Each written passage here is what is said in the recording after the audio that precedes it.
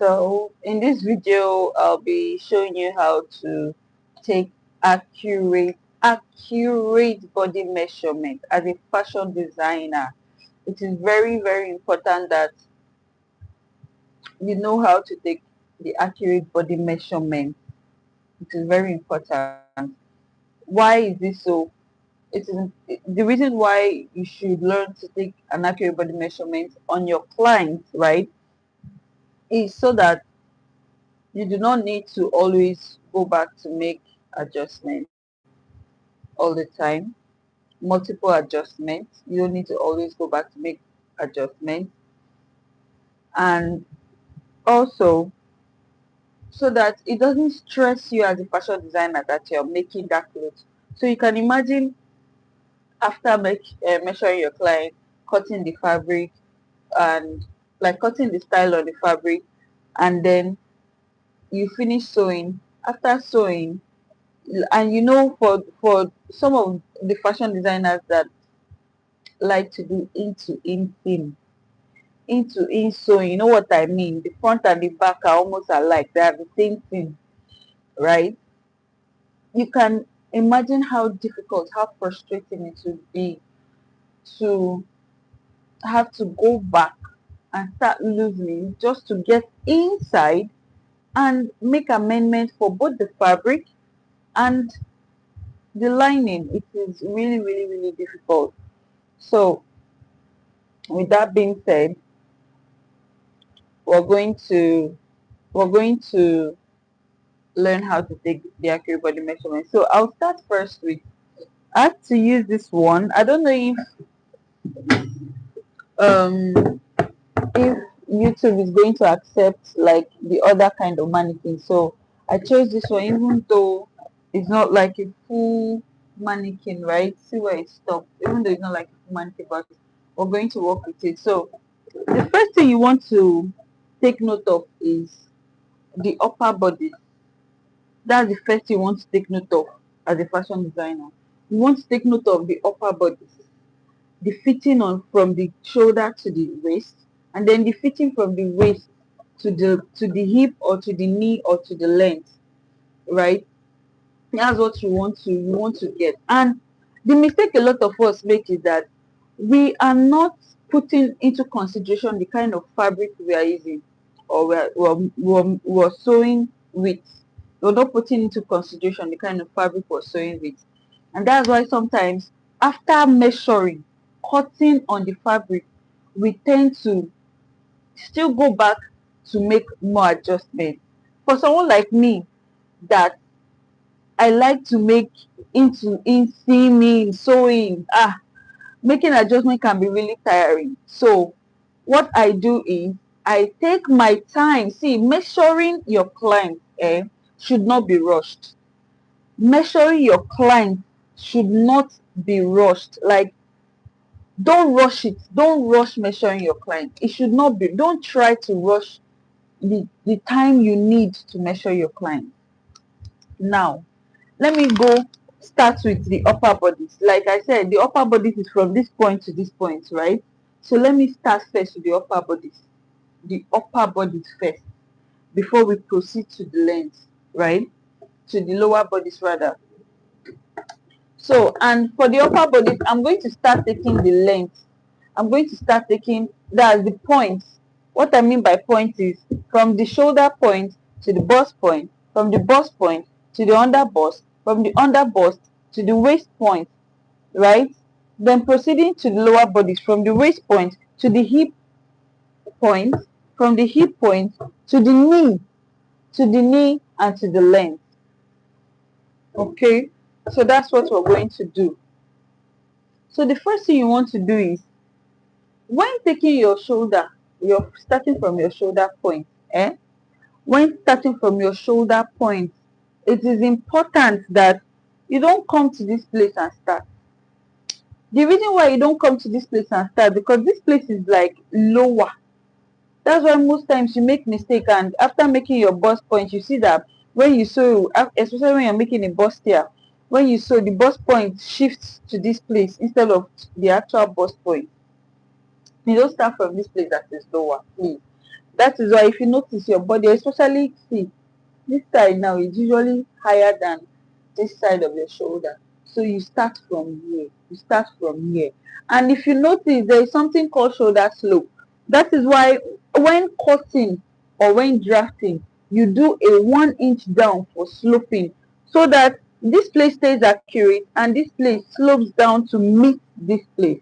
So you don't take your measurement from here, you take it from here. You take it from this point, right? You place your tape rule on this point now, not here, and then you holding it, you take it to the bust point. This is the bust point. The bust point is for this particular client. Now I'm using this mannequin as a client, so the bust point is 11.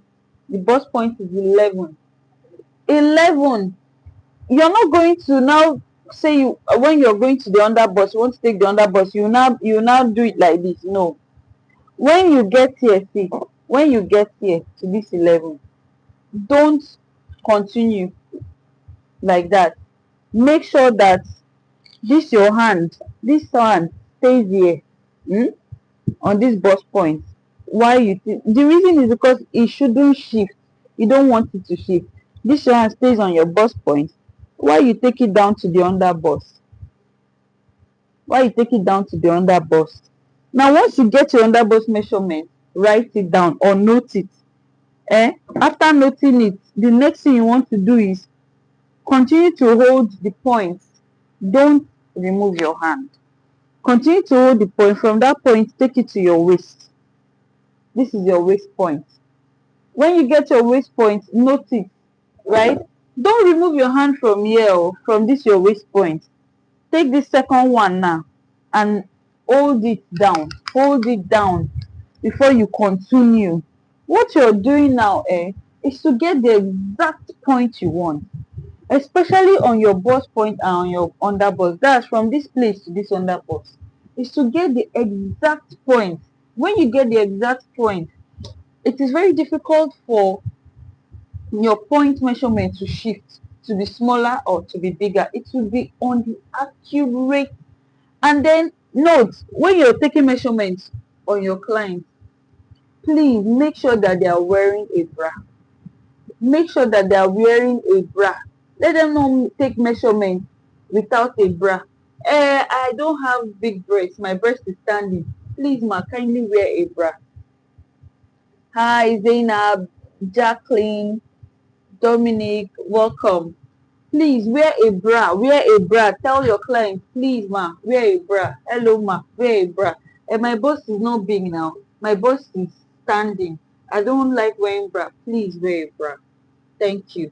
Let them wear bra. The reason is because so that you can accurately get the underbust. See, if your client has a bra on, it pushes it up and makes it stand firm so that you can get the underbust. But without that, no matter how much the person's chest or breast is standing, it will not give you the accurate underbust. Now moving on, make sure this other hand is holding it before you proceed to get the hip point. Now let me move it to this place so that you will see the hip point of your client is the part of your butt that is pushing out this side now. This part of your butt, your client's butt that is pushing out. So that is where you're going to get your hip point. That's where you're going to get your hip point. When you note your hip point, you write it down. This person's hip point is 29. Sorry, 29. You see why you must not remove your hand there, because sometimes your tape might shake, fall off, and you're already making a mistake. So your points, you must always note your points. That's why you must take time. The next thing you want to do is to take your knee measurement, holding your point. So this particular mannequin I'm using now, it doesn't have leg and all. So that's why it's difficult for me to get to the knee, right? So that's the thing about points. That's from the shoulder, the bust point, and the rest of it like that. The next thing that you want to do, After getting your waist point, for the front, after getting your front waist point, it is important for you to know that your back and front waist point cannot give you the same thing. Your back, that's the mistake people make. You will take front measure. Some people will say, after taking your front measurement, -2 or -3 or -1.5 or minus whatever. It is important, Dominic, hello. It is important as a fashion designer that you do not assume it that the front and the back waist, they are the same. So as you have taken the front, make sure you are going to the back. Tell your client, kindly, please, kindly turn your back. Let me take it. See, for this particular mannequin, the front is 20, front waist is 20, and the back that I'm seeing here, is 17. Do you see? 3 inches, 17. That's what I'm seeing here. So you can imagine taking a front waist 20, and you now say, maybe where you learned from, they now told you that you should -1.5. You see that your zipper will still bulge. That is why it is important to take accurate measurement. Your zipper will bulge when you take this, and you just estimate or assume that the next thing you will do for your back to get your back waist to -2 or -3. Now this person's front waist is 20, the back is 17, 3 inches. You have some people that it is more than 3.5. That's why it's important to note your back waist. The back waist, how do you get your back waist? The back waist, when you want to take your measurement, is the deeper part, that part of your spine, like when you're holding your spine now, that part that goes in, that's how to note your back waist. Before this side, that part that goes in is your back waist. And most times when you take it round, you can't be doing this on your clients though, but when you take it round, what does it do? It takes you to your front waist. Your front waist is the navel. That's this navel here. That's your front waist. Then you can now decide to have half cut, half length. You understand? But when you're taking your accurate body measurement, the front waist is on the navel. So after getting all our points, the next we want to get is to get our circumference. The circumference, you can either take your shoulder measurement from this point to this point. Now when you're taking your shoulder measurement, you don't go like this. I beg you, in the name of God, you don't take your shoulder measurement straight like this, wrong.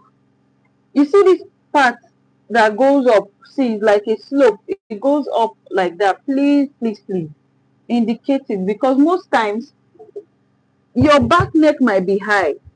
Do you understand? Your back neck might be high. You want it to sit pretty. You don't want it to be looking weird. You understand? You don't want it to be looking weird. You want it to sit pretty. So when you're taking your measurement from your shoulder, there is a joint bone here that connects your shoulder to your arm or to your hand. That joint bone is where you're going to start from. So like I said, you may decide to take from this point to this point, right? From this point to this point. Or you may decide to take just the half. That's from the midpoint of your shoulder, of your spine. This side now. You will notice when you touch your back, there is this bone at the middle or in the middle. You just place your tape, will still the same thing, because after all, you're going to take your measurement, your shoulder measurement divided by 2. So what's the essence of doing this and still doing divided by 2? Just divide it here. Most times that's what I do, and then I place it back here. That's your shoulder measurement. Now moving on to our circumference. See, there is this thing I always do when taking your bust circumference. And when you want to sew for your client, if you're sewing, that we have different fabrics. We have the stretchy fabric, like very stretchy fabric. We have the non-stretchy fabric. We have the fabric that they stretch, right? But the stretch is not so much. It's not so much. There's something called subtraction in your measurement, especially the circumference. especially the circumference. So I'm going to give you the areas where that subtraction is important and is needed. That subtraction is important and is needed. Your circumference, subtraction is important and it is needed. It may not be so much. It may be as little as 0 point or even lesser than 0.5, right? But the max should be around 0.5 for a non-stretchy fabric. A non-stretchy fabric. A stretchy fabric can go as much as 1 inch, 2 inches, 3 inches, depending on how it stretches. For instance, when you're working with a mesh or a lycra, those fabrics are usually very, very stretchy. When you want to make the clothes for your client, if you use the exact body measurement, even without allowance, it will still feel big, especially when you're making a body con. Most times when you're using stretchy fabric, if you're making body con, if you use the exact body measurement, hello, UG, hello. If you use the exact body measurement, if you have any question, kindly drop it in the live comment and I'm going to respond to them. So if you're using the exact body measurement for a stretchy fabric, you are just wasting your time. That's the truth because you will not get what you're looking for. You understand? So most times the subtraction is in the circumference. Now when you're taking your body circumference, your bust, your bust circumference should be taken from the part that protrudes now, be protrudes more, the part that comes out more. Hi, I said if you have any question, kindly leave it in the comments. Any question regarding taking accurate body measurement, I'm going to respond. So the part that comes out more on the bust is that part, that nipple area, right, that shoots out more. That's where you're going to take your circumference. And for this particular client, the circumference is 38. Now, when taking your body circumference, you don't do it exactly. You don't make it tight. You don't make it tight and you don't make it too loose. I see sometimes when I see some people taking when I see some people taking measurement, they do it in a way that they'll put like three fingers. No, now that's too much. That is why when you take the measurement, it's too loose.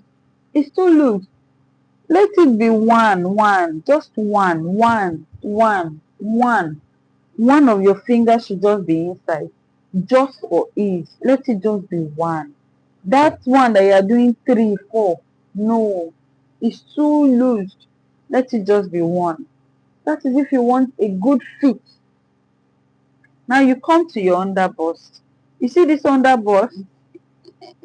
If your client is the BBL type of client, if your type of client, the client you're making for is BBL, what do I mean by BBL? The client that has flat tummy, slim waist and hip, and maybe a little bust, moderate bust or big bust. You see this under bust, you must make sure you measure it in a way that it holds firm, it stays firm. In fact, generally your under bust should stay firm. So most times I put little or no allowance. Like I put little or no allowance. Like let it grip you. And that is why when you take this kind of measurement and you're working with this type of measurement, what happens is that even if you're not doing bust caging, I hear a lot of times people say bust caging, bust caging. Even if you're not doing bust caging, that place is not going to drop. It will not drop the bust. If you pad it well or you cup it well, even if you're not using bust caging, that under bust or the bust will not drop because you've held the circumference very firm. Another tip to ensure that your under bust carries the breast well and makes it firm is if you're working with a very busty person, it is just important that you go up by half inch. So what do I mean by that? After getting your bust measurement, your bust point, and you get your under bust, and maybe the under bust for the client is 15. What you will do is 14 and half. What it does for a very busty person, for someone who is extremely busty, some people go as much as taking 1 inch, right? But I say 14 and a half because you are going to also pad it. That 14 and a half, what it does is, because now, especially if your client is not going to wear bra, if your client is not going to wear bra, you can't afford to use the exact under bust. That's why you must subtract. And that's why you ask your client to wear bra initially, because after adding your cup must feel like the bra she wore. Do you understand? So you must have that minus, that subtraction on the underbust to keep it lifted. If not, even using the accurate underbust point is going to fall. You must minus something, especially for a busty person, minus something and then make the underbust firm. Moving on to the waist. On the waist point, you're going to come to the waist and take the waist measurement. Also, just keeping one of your finger inside. One, just one. You don't need three. Three, like, it's too much. Three is too much. I say a lot of times, oh, I wanted to. No, three is too much. One is perfect. It will still give you that ease. It will still give you that ease. So one of your finger is perfect. Perfect. One of your finger is perfect. Except if the person is the one that says, no, no, no, no, release it more, release it. But if the person says, I want it fitted, just one of your finger is perfect. Don't put three fingers inside, let it be loose. So if you will see like three inches space because they don't want to make a mistake. No, no, they won't put another hand and be doing like this. No, one finger is okay. One finger is okay. See it, it will still move. The next part is on the hip point, and you want to take your hip measurement. Let me bring this. So you're not going to take your hip measurement and start from up here and take it down here. I see some people do that. They will do like this. Please, no, no, it can't be here. No, this is your hip.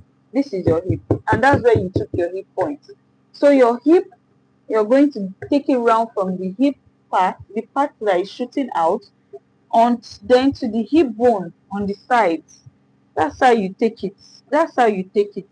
And then still putting just one of your finger inside for ease. See, it will still move. It will still move. It will still move. It will still move. Remember, if you're doing a stretchy fabric, all of these measurements now you can do minus.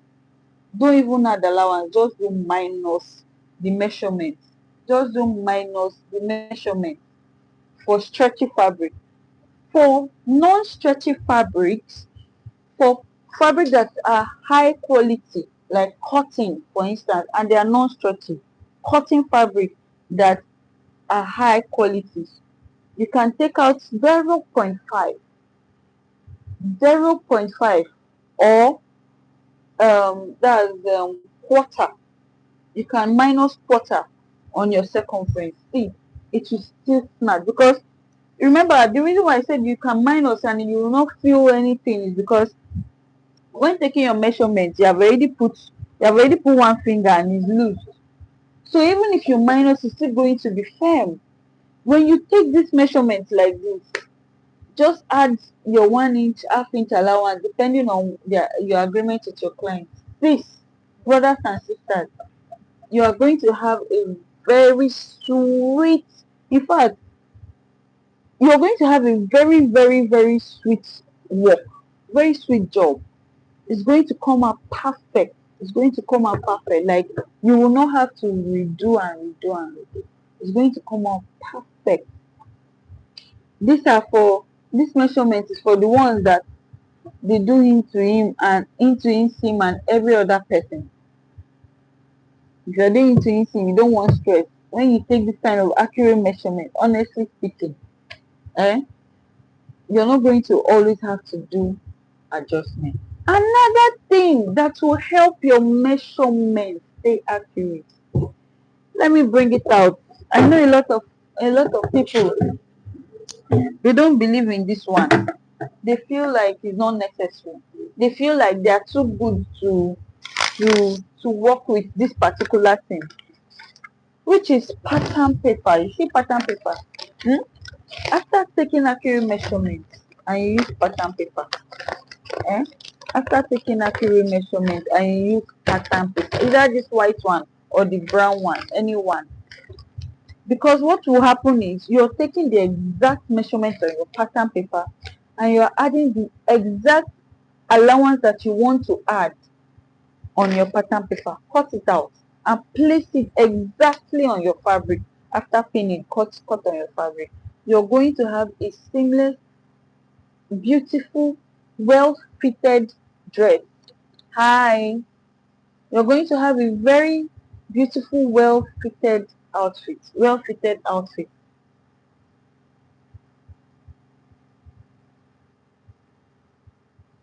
Do you understand? So that's it. If you take this and you're doing freehand, most times what happens when you're doing freehand is you tend to add little or minus little.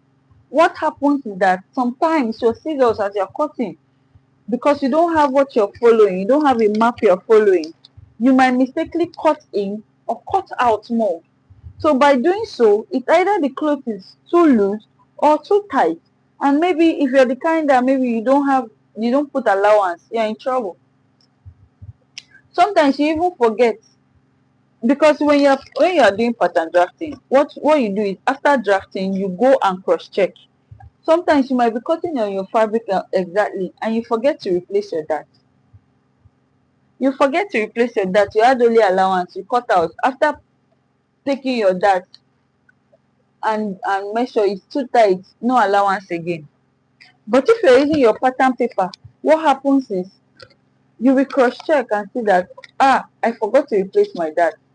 Then you can replace it. You do your replacement on your fabric or do your replacement on your paper. That is the importance of measuring accurately and pattern drafting. See, I cannot overemphasize on pattern drafting. Pattern drafting is very important as a fashion designer. Don't overlook it. Don't look it as a lazy man work. Don't look it as a waste of time. It is not a waste of time. Pattern drafting is not a waste of time. Like, it can never be a waste of time. So after accurately taking measurements, by doing freehand and you are not sure. You see, on pattern drafting, you use a tiny pencil. On freehand, you use chalk. Sometimes you mark it. You have added half inch. You don't even know you have added half inch. Or you have reduced by half inch. You don't even know that you have reduced by half inch. Or you forgotten to add that. Maybe you don't remember. Sometimes it happens. But with pattern, you cross check. After cross checking, you now realize that, oh, I did not add that. I did not add this. So that's what happens with when you work with a pattern drafting after taking accurate measurement. Thank you very, very much. This brings us to the end of our live video. I hope you found it very impactful, very valuable, and helpful. If you do, please subscribe to the channel, give me a thumbs up, like the video.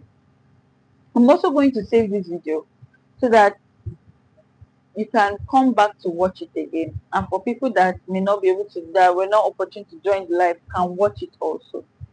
Thank you very much. I remain Oma Ideal Luxury. I make clothes for female clothes, and I also post tutorials, video tutorials, and fashion tutorials on my YouTube, on my TikTok. You can follow me on my TikTok. I am Oma Ideal Luxury on my TikTok, oma.ideal.luxury on my TikTok. Then on YouTube, it is so with Oma. Instagram, Oma Ideal Luxury _ brand. Okay, so together, no space, Oma Ideal Luxury _ brand. Thank you very much. We see in our next live. Bye bye.